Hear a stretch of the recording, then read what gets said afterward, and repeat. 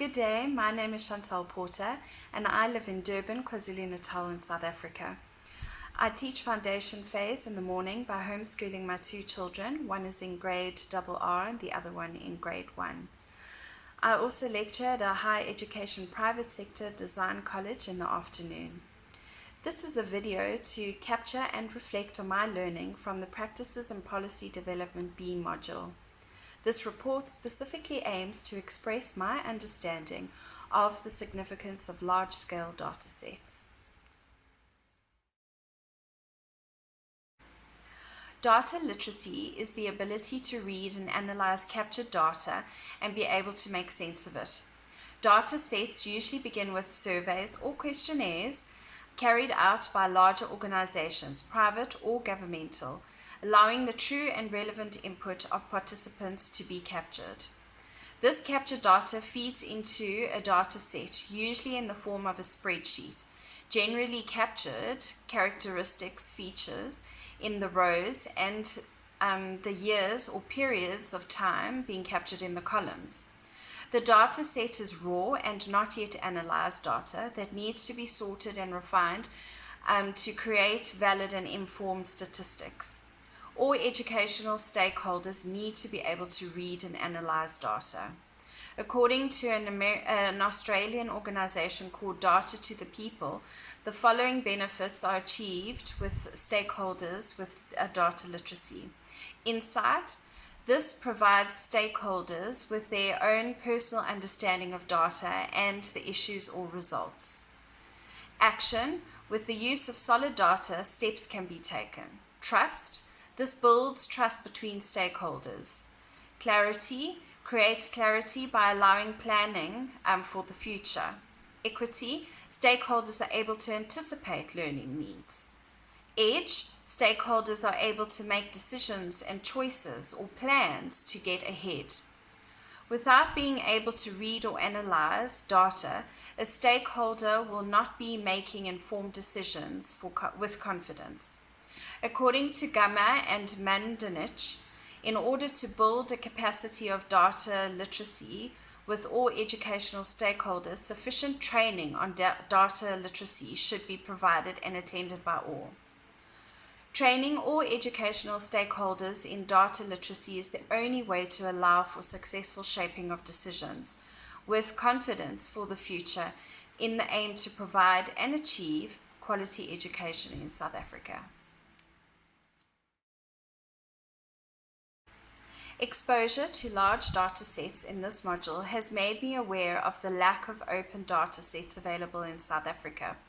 Exposure to data sets and data literacy has provided me with a good understanding of the intentions of government policy changes and why. By having access to open data sets of countries around the world has allowed me as a South African educator and student to identify areas of improvement and highlight areas that are successful.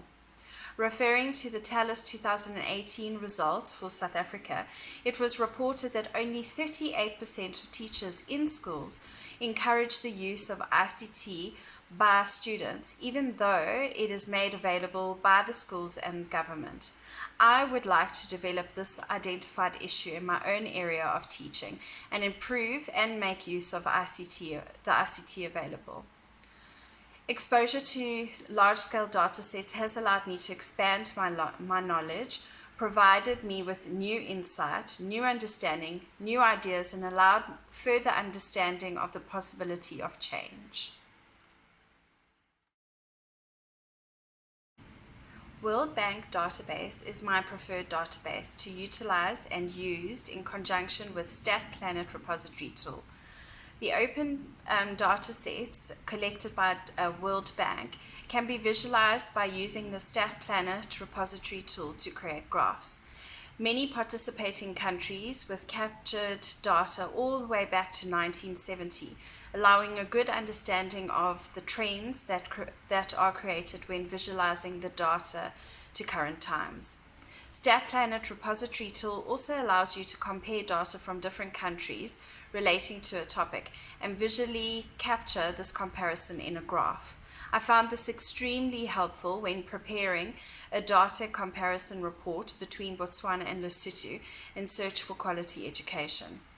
I also used World Bank database and the Stat Planet repository tool to create a graph capturing the expenditure of 15 different African countries in preparation of my argumentative essay for this module.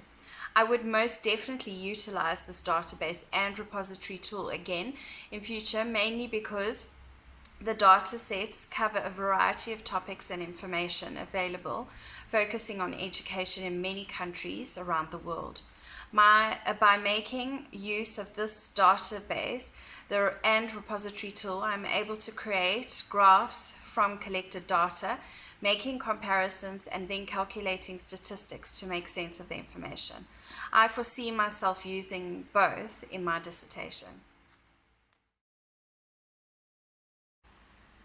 My first thank you is to Dr. Jacqueline Batchelor for being a great module facilitator, always holding interesting conversations on our Thursday meetings and providing good research material and creating interesting and valid academic tasks for us to complete.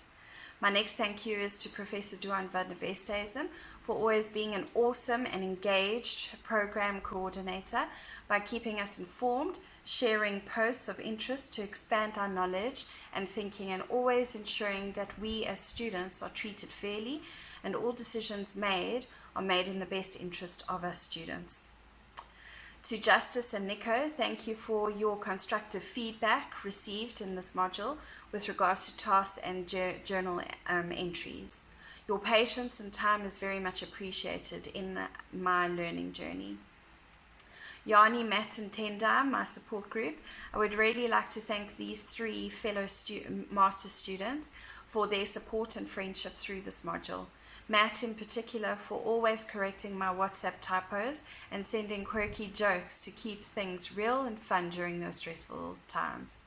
Celeste, a big thank you to my original student mentor. Celeste has always continuously been there in the background, guiding and assisting where needed. I really am grateful for the friendship and support.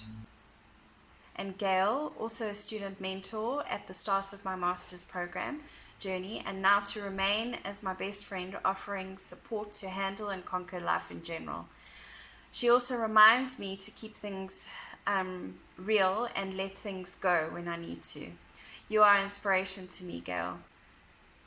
Lastly, and most importantly, a thank you to my family, my two children, Caitlin and Keegan, who are so patient, especially over weekends when I have master's work to complete.